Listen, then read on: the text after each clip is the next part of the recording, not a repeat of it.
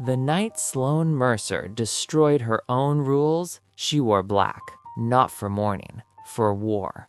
47 floors above Manhattan, alone, in a glass-walled conference room that cost more than most people's houses, she signed the one contract her lawyers begged her not to.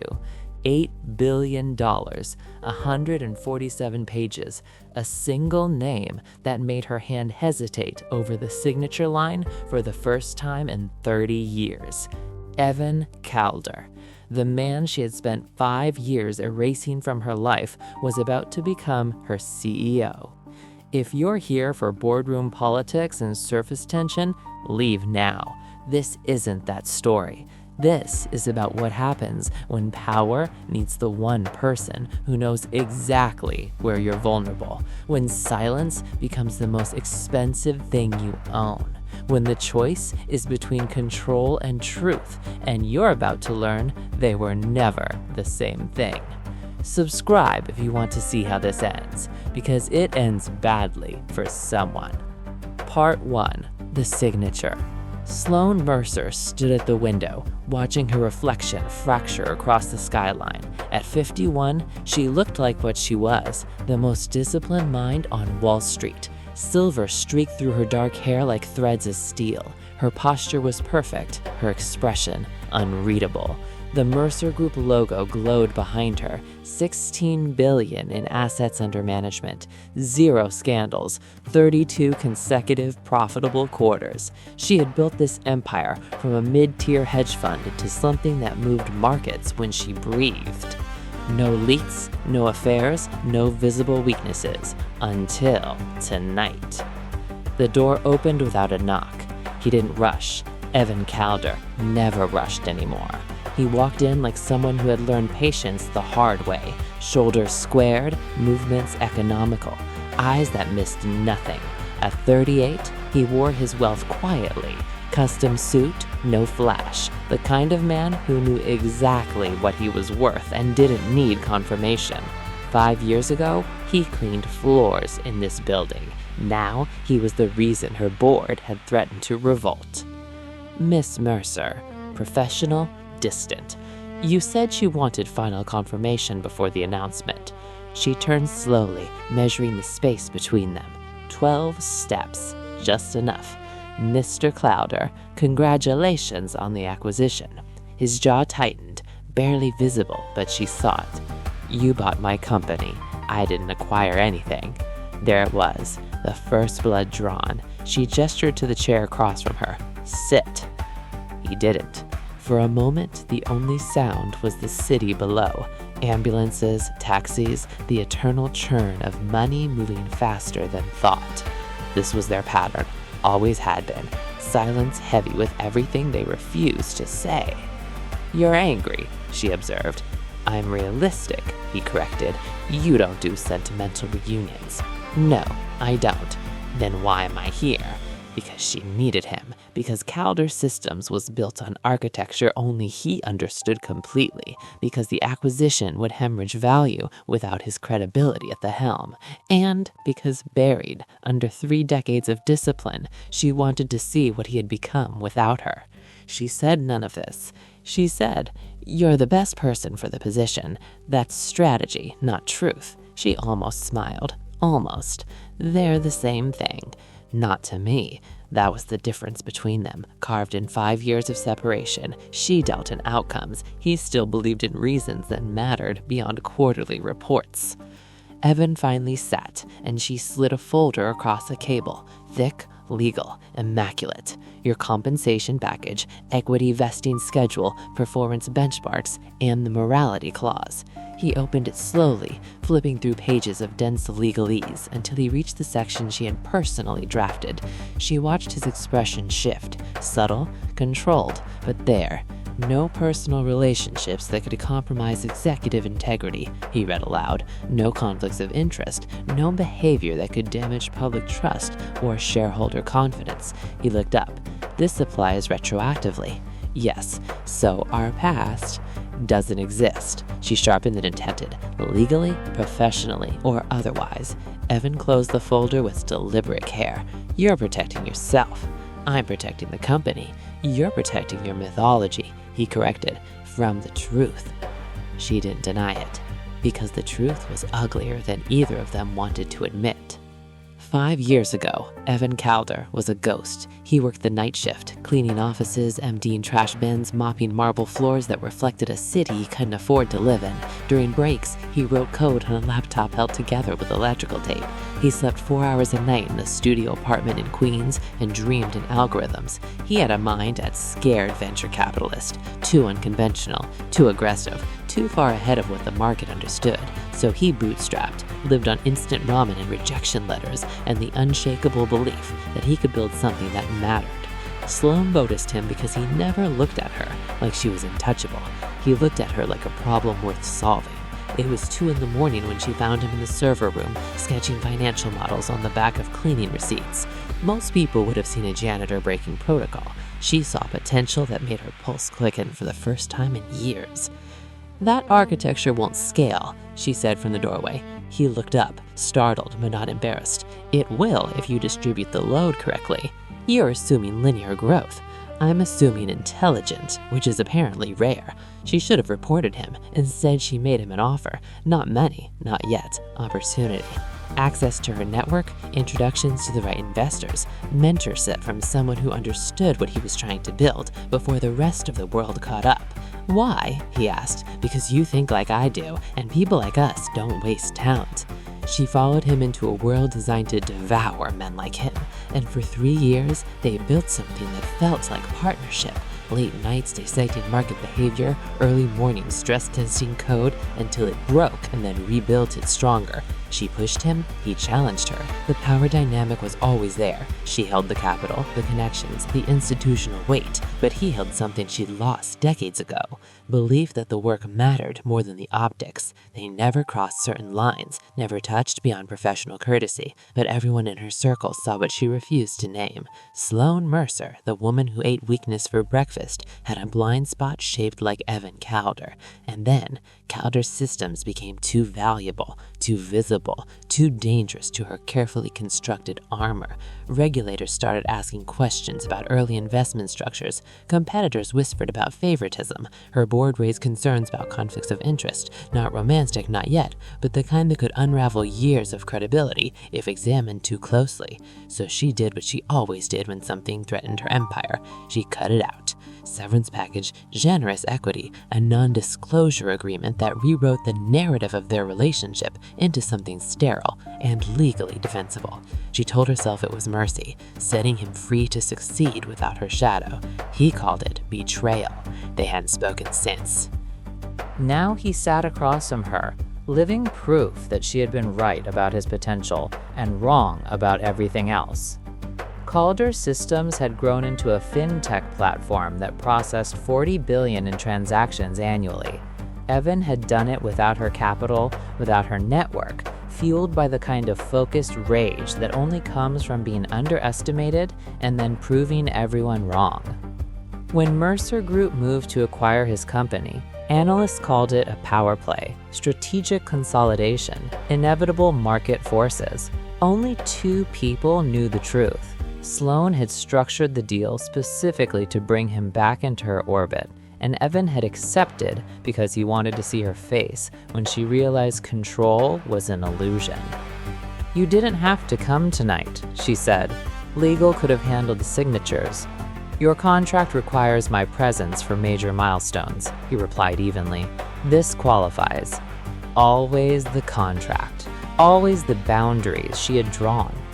"You could have fought the acquisition," she said. "I did the math." He leaned back, studying her, with the same intensity she remembered. "Fighting you cost more than working with you. For now." "For now," she repeated. "Honest. I learned from the best." The barb landed cleanly. Sloane stood, crossing to the window. Below, the city glittered like a circuit board, every light a decision, every street a negotiation. She had spent her entire adult life learning to navigate this landscape without flinching. "The morality clause protects us both," she said without turning. "No one can claim favoritism or conflict of interest if we're bound by explicit professional distance." No one except the people who were there, Evan said, quietly. She turned to face him. Those people signed NDAs. Paper doesn't erase memory. It doesn't have to. It just has to outlast it. He stood then, closing the distance until they were 8 feet apart, close enough to feel the weight of history, far enough to maintain plausible deniability. "You're afraid," he said, not accusatory, observational. Sloane smiled, thin, controlled. "I don't do fear. You do risk management," he corrected, "and I am a risk you can't quantify, which is exactly why you're signing that clause. And if I don't?" The question hung between them like a blade. They both knew the answer. If he refused, the acquisition collapsed. $8 billion evaporated. 2 companies fractured. Hundreds of jobs destabilized. And the market would ask why. People would dig. The past would surface. Her empire would survive, it always did, but the cost would be measured in reputation, which on Wall Street was the only currency that mattered more than money. "You'll sign," she said with quiet certainty, "because you need me, because you're not stupid." He picked up the pen. The click echoed like thunder in the silence. When ink touched paper, Sloane felt something she couldn't name. Not relief, not regret, something closer to recognition. They were still the same people they'd been 5 years ago. Brilliant, ambitious, and completely unable to leave well enough alone. "Welcome back, Mr. Calder." He didn't smile. "Let's see how long I last." 2 floors below, in an office with no windows and perfect climate control, Victor Hale watched the signature register in the system. Victor was Mercer Group's chief compliance officer, a title that meant he was the institutional conscience no one wanted but everyone needed. He had spent 23 years dismantling insider trading schemes, rooting out conflicts of interest, and protecting the company from executives who thought rules were suggestions. He believed in process the way some people believed in God, and Evan Calder's signature had just triggered 17 automated flags in the compliance database. Victor opened a new file, titled it with typical bureaucratic precision, and began pulling threads. Early investment structures in Calder systems, Sloane's personal involvement in seed funding rounds, unusual equity arrangements, intellectual property transfers that predated formal partnership agreements. Individually, they looked clean. Together, they formed a pattern that made his instincts scream. He had seen this before. Executives who believed they were too smart to get caught, too powerful to be questioned. They always make the same mistake. They thought compliance was about rules, when really it was about stories. And the story Victor was assembling had one inevitable conclusion. Sloane Mercer had bent the rules for Evan Calder, maybe crossed them, and now she had brought him back into the heart of her empire with a morality clause that reads less like protection and more like preemptive confession. Victor scheduled a preliminary audit. He didn't raise flags yet, didn't alert the board. He simply began the process of turning suspicions into evidence, the way he always did, methodically, patiently, without mercy. 47 floors above him, Sloane stood alone in the conference room, staring at the signed contract. She had just made the most dangerous move of her career, and the most honest. If this hooked you, stay, because Victor Hale just opened a file that can't be closed, and the morality clause is about to become a weapon that destroys them both. Part 2. The Unraveling. The audit began like a whisper and spread like blood in water. Victor Hale didn't announce his investigation. He didn't need to. He simply started asking questions, polite, procedural, devastatingly precise. He requested documentation of Evan's equity structure, then his compensation benchmarks, then the early AIP transfers from 5 years ago, buried under shell entities in legal language designed to obscure rather than clarify. Each request came with a cordial email. Each response revealed another thread to pull. Sloane watched from the top floor as Victor methodically dismantled protections she had built with the same care she had used to construct them. He was good, better than she had expected. He didn't accuse or threaten. He simply followed procedure until the procedure itself became the indictment. "The timeline is interesting," Victor said during their weekly compliance review, 3 weeks after Evan's return. Sloane kept her expression neutral. "How so?" Evan's initial funding round coincided exactly with Mercer Group's restructuring of subsidiary investment vehicles. Victor slid a spreadsheet across the table. "The timing suggests coordination." Suggests isn't evidence. Now, which is why I'm conducting a thorough review before drawing conclusions. The word thorough landed like a threat. "The board has full confidence in our compliance protocols," Sloane said carefully. "I am sure they do." Victor smiled. "Then professional. I just want to ensure that confidence is warranted." After he left, Sloane stood at her window and watched the city pulse below. 30 years of building, 30 years of never making mistakes that left scars, until Evan. The board felt it before anyone spoke. Quarterly meetings developed an edge. Questions about Calder systems integration became sharper. Analysts started publishing cautious notes about leadership continuity concerns and governance questions. The stock didn't crash, it just stopped climbing. Wall Street smelled blood, even if they couldn't see the wound yet. Evan felt this shift in every meeting. Executives who had welcomed him now maintained careful distance. Emails became formal. Conversations stayed surface level. He was being isolated without anyone saying why. He confronted Sloane in her office after midnight, and the building was empty except for security and the desperate. "Victor's investigating us," he said without preamble. She didn't look up from her screens. "Victor investigates everything. It's his job. He's building a case. Then we have nothing to worry about." Evan laughed, sharp, humorless. "You actually believe that?" Sloane finally looked at him. "I believe in what I can prove." "The problem is," Evan said, crossing to her desk, "is that Victor can prove enough. Not everything, but enough. Enough for what? Enough for questions we don't want to answer." She stood slowly, and they faced each other across mahogany that cost more than his first year's salary had been. "You knew this was possible," he said. "I knew it was probable," she corrected. "There's a difference." "Then why bring me back?" The question haunted every interaction between them since his return. She had asked herself the same thing in the middle of sleepless nights, staring at ceilings in apartments that felt like expensive prisons. "Because I was tired of pretending," she said quietly. The admission surprised them both. Evan studied her, really looked at her past the armor and the mythology, to the woman who once trusted him with ideas she never voiced to anyone else. "Pretending what?" she asked. That cutting you clues was the right decision. She moved to the window, putting distance between them because proximity made honesty too dangerous. That control mattered more than truth, that I could build something lasting on silence. And now I'm gambling that honesty is worth the cost, even if the cost is everything you've built. She turned to face him, especially then. Victor's final move came on Tuesday, a memorandum to the board, 23 pages, meticulously documented, devastating. He didn't allege fraud, didn't claim illegality.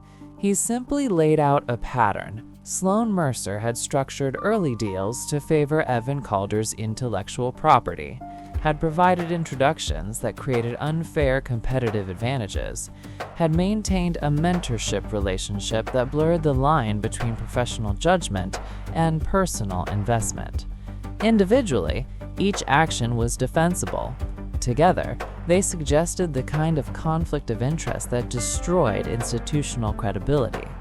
His recommendation was surgical: remove Evan Calder from the CEO position, require Sloane to recuse herself from all decisions involving Calder systems, launch an independent review of historical investment decisions.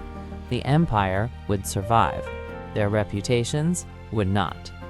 Evan read the memo alone in his office, the glass walls suddenly feeling like an aquarium where sharks circled just outside his vision. He had climbed too far to be dismantled quietly, had learned too much to pretend innocence. But he also understood leverage. He requested one meeting, with her, alone. They met in the same conference room where it had all begun, 47 floors above a city that never forgave weakness. "You can end this," Evan said without sitting. "You always could." Sloane stood at the window, silhouetted against the skyline. If I intervene, I prove everything Victor suspects. And if you don't, you lose me. Again. Yes, the word hung between them. Simple, honest, brutal. Is that acceptable to you? He asked. She turned to face him. No. Then what's the play? Sloane crossed to the table and opened a file she had prepared in the hours after Victor's memo had arrived. Not a contract, not a defense, a confession. She had written it herself, a full disclosure of their professional relationship, carefully documented, stripped of sentiment, but honest about mentorship, influence, and the decisions that had favored his work over other opportunities. If this goes to the board unchanged, Victor controls the narrative, the stock dips, shareholder lawsuits materialize. I spend the next 2 years fighting battles I might not win. Evan read the document slowly, his expression shifting from surprise to something harder to name. This destroys your mythology. Yes. You'll be questioned about every decision you've ever made. I know. Some people will call it corruption. They'll call it worse than that, she said calmly. They'll call it weakness, favoritism, evidence that Sloane Mercer isn't as disciplined as everyone thought. And you're willing to accept that? She met his eyes. I'm willing to own the truth. Evan set the document down carefully. What happens to me? You stay, on your own terms. The disclosure establishes that our relationship was mentorship, not manipulation. Aggressive, perhaps. Unorthodox, definitely, but not illegal. Victor won't accept this. Victor doesn't have to. The board does. And if they don't? Sloane smiled, thin, dangerous. Then we both lose, but at least we lose honestly. For a long moment, Evan said nothing. He looked at the document, then at her, then at the city glittering below them like a game board where the stakes were never just money. You have a second chance here, he said finally. It's yours, too. The board meeting lasted 6 hours. Victor argued procedure, risk, institutional integrity. His presentation was flawless. Charts, timelines, comparative case studies of similar conflicts that had destroyed companies. Sloane argued value, transparency, evolution. She submitted her disclosure, answered every question without deflection, acknowledged mistakes without excuses. Evan spoke last, not about her, about himself. About growing up in neighborhoods where Wall Street was a foreign country, about cleaning floors while dreaming in code, about learning that the difference between success and failure wasn't just intelligence or work ethic, it was access. Miss Mercer gave me access, he said to the 14 faces around the table, not because I was special, because I had ideas that deserved a chance. Was it preferential? Yes. Was it unfair to people who didn't have the same opportunity? Probably. But that's how every career starts. Someone powerful decides you're worth the bet. He paused, letting the room absorb the implications. The question isn't whether she bent rules. The question is whether what we built is worth defending. Calder Systems processes transactions for 40 million users. We employ 2,000 people. We've created value, not just for shareholders, but for an entire ecosystem. That doesn't excuse conflicts of interest, Victor interjected. No, Evan agreed. It contextualizes them. There's a difference. The vote came at dusk, with the city turning gold outside the windows, 7-7, with the chairman holding the deciding vote. Marcus Chen, 73 years old, 40 years on the board, a man who had built his own empire before Sloane's was even imagined, looked at her across the table. You should have disclosed this years ago. I know. It could still destroy your credibility. I know that too. He nodded slowly. But integrity isn't about never making mistakes. It's about owning them when you do. The gavel fell. Victor was overruled. The morality clause was amended to acknowledge historical context. Sloane retained control, but not immunity.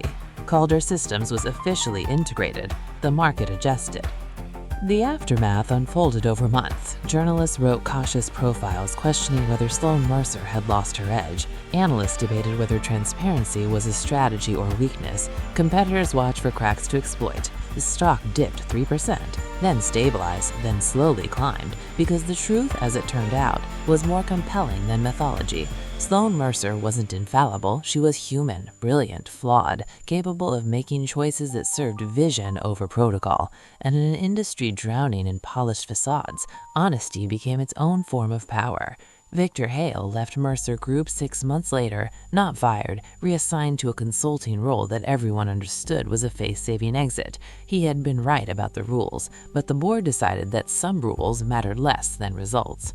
Evans stayed 18 months, long enough to stabilize the integration, long enough to prove the acquisition's value, long enough to rebuild something with Sloane that felt less like partnership and more like mutual respect. They never crossed the line again, didn't need to, because power, when shared honestly, loses its poison. On Evan's last day, Sloane walked into the elevator. The building was empty except for security and the ghosts of 1,000 late nights. Their footsteps echoed in marble corridors that had witnessed empires built and destroyed. "You won't stay," she said. Statement, not question. "No, I'm starting something new, fully independent this time." "Good." They reached the elevator. He pressed the button. "I was wrong about you," Sloane said quietly. "About what?" "I thought you needed me to succeed. Turns out you just needed someone to believe in you long enough for you to believe in yourself." "And you?" she asked. "What did you need?" She considered the question, really considered it, in a way that she'd not allowed herself 5 years ago. "I needed someone to prove I could be wrong and survive it," she said. The elevator arrived with a soft chime. Evan stepped inside, then held the door. "Thank you, Sloane." First names, after all these years of Miss Mercer and Mr. Calder, of professional distance and careful boundaries. First names. "For what?" she asked. "For the second chance, both of them." The doors began to close. "Evan," she called. He looked up. "Build something that matters," she said. He smiled, genuine, warm, free of the weight they'd both carried too long. "I learned from the best." The doors closed. Sloane stood alone in the corridor, listening to the elevator descend, 47 floors, counting down, letting go.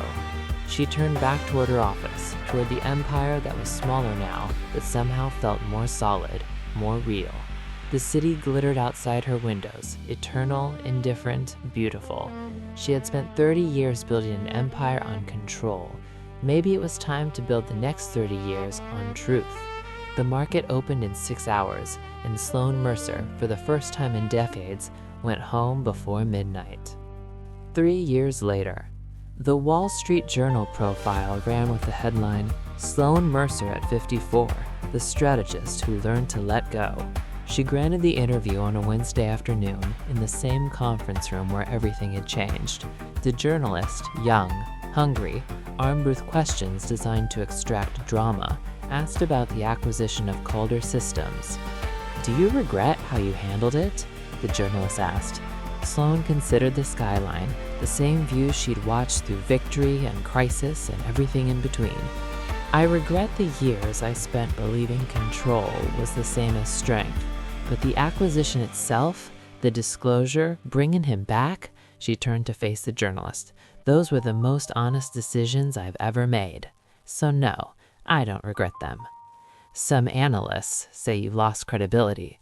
"Some analysts," Sloane replied with a slight smile, "don't understand the difference between credibility and mythology. Mythology is what you perform. Credibility is what you earn by being willing to break your own myths when they stop serving truth." The profile ran the following Monday. It was shared 47,000 times, and somewhere in San Francisco, in an office overlooking the bay, Evan Calder read it on his phone between meetings. He didn't call her, didn't need to. They had already said everything that mattered, but he did send a single text message, 3 words that carried the weight of everything they'd survived. "Build something better." Sloane read it in her office, 47 floors above Manhattan, and allowed herself something rare. She smiled. Then she got back to work, because empires don't build themselves, but they do, occasionally, learn to evolve.